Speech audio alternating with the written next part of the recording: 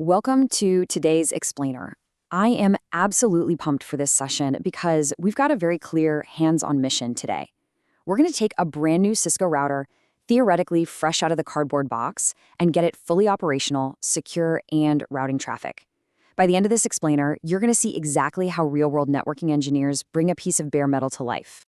Here's our deployment checklist. We're going to hit navigating iOS exec modes, essential CLI shortcuts, day 1 device hardening, real-world interface configuration, and finally, Chapter 12, EIGRP setup. Let's jump right in.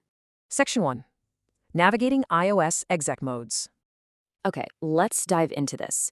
To really grasp Cisco's operating system, it helps to think of it like a highly secure government building. User exec mode, which you'll recognize by that greater than symbol, well, that's your lobby. It gives you very limited read-only access. You can look around, sure, but you can't break anything. Privileged exec mode, on the other hand, represented by the hashtag, is your master control room. You transition into that room by typing enable, which hands you full diagnostic power over the entire device. So what does this actually look like in the field? Here is the exact 6-step sequence you'd experience when logging into a fresh device. First, you connect and land in user exec. Second, you escalate your privileges by typing enable. Third, you type configure terminal to enter global configuration mode, and this is where the magic happens, where you actually change the device's settings. Step 4, you make your change. In this scenario, we're setting a new hostname. Step 5, type end to drop straight back out to privileged exec mode. And finally, step 6, and honestly, this is vital, you type copy, run, start to save your changes to memory so they actually survive a reboot. Section 2. Essential CLI shortcuts. Let's be real for a second. Nobody memorizes every single command. The interface is just way too massive for that. So we rely on some heavy-hitting shortcuts. Stuck on what to type next? Just hit the question mark. The router instantly lists every valid next keyword. It's literally like having a built-in manual. Hitting tab is going to autocomplete partial commands and save you from those pesky typos. Show history is great for recalling your recent keystrokes. And the do command, absolute lifesaver. It lets you run verification checks while you're still deep inside configuration mode, saving you from having to back all the way out just to check your work. Section 3, day 1, device hardening. Now, what's really interesting about this slide is the critical why behind it. Before we even think about routing packets, we have to secure the box. If you put a naked router on the internet, it will be compromised. Full stop. But surprisingly, the very first step is legal, not technical. We configure a message of the day, or MOTD banner. You absolutely must include strict warning language prohibiting unauthorized access. Without this digital no trespassing sign, your company's ability to legally prosecute an intruder could be completely thrown out of court. Beyond that legal banner, here is your technical hardening sequence. First up, we lock down our privileged exec mode by setting an enable secret password. Second, we run the service password encryption command to scramble any plain text passwords floating around in our config file. Third, we secure the physical console line with its own password. Fourth, we set an auto logout timer so idle sessions time out automatically. And fifth, we save our configuration. But hey, massive real-world gotcha alert right here. Never, ever use your copy run start save command before you've set your passwords.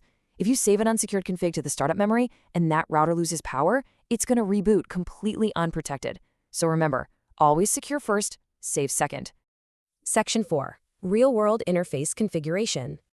All right, now we get to establish physical connectivity. We are plugging a brand new WAN link from our ISP straight into the router's gigabit port. Step 1, enter the interface mode. Step 2, add a description. Seriously, never skip this step. Typing WAN link to ISP takes what, maybe 3 seconds right now? But I promise you, it will save another engineer hours of frantic troubleshooting at 2 a.m. a year from now. Step 3, assign the ISP's IP address and subnet mask. Finally, you just issue a no shutdown command to wake that port up, and boom, we are physically on the network. Section 5, Chapter 12, EIGRP setup. Okay, the physical link is up. Now it's time to bring some actual intelligence to our router. We need to teach it to dynamically learn the network so we don't have to sit there hand coding every single destination. We do this using EIGRP, which stands for Enhanced Interior Gateway Routing Protocol. Developed by Cisco, this protocol is incredibly fast at calculating the best paths for your data, and it adapts almost instantly if a network link happens to go down. And this brilliantly illustrates our focus in Chapter 12. We are going to walk through the exact EIGRP configuration and verification process. We're applying a real-world flavor to these textbook concepts so you can see exactly how this operates in a live production environment. Let's break down this 4-step real-world configuration. Step 1, type router EIGRP followed by an autonomous system number. You can kind of think of this number like a team jersey. All the routers in your domain have to wear the exact same number to share routes. Step 2 is the network command. This tells the router which of its own local interfaces should actively participate in EIGRP. Now, Step 3 is absolutely critical for modern networks. No auto-summary. By default, EIGRP tries to group subnets together based on old classful boundaries. But in today's networks, which are often discontiguous, meaning subnets are all chopped up and scattered around, auto-summarization will literally cause routing black holes. You have to disable it. Finally, Step 4, we set an EIGRP router ID. This is just a stable, unique IP address that acts as the router's name tag so its peers can easily identify it. Master these 4 steps, and you've got yourself a rock-solid dynamic routing foundation. To wrap up our explainer today, I want to leave you with a provocative question, one that ties our dynamic routing lessons right back to our day 1 hardening lessons. What actually happens if an unauthorized user breaches a network where the startup config was saved before the passwords were encrypted? If you remember our sequencing rule from earlier, you already know the disastrous answer to this. The security of your advanced, dynamic EIGRP routes relies entirely on the foundational security of the device itself. It's all connected. Keep mastering these real-world scenarios, and I will see you in the next explainer.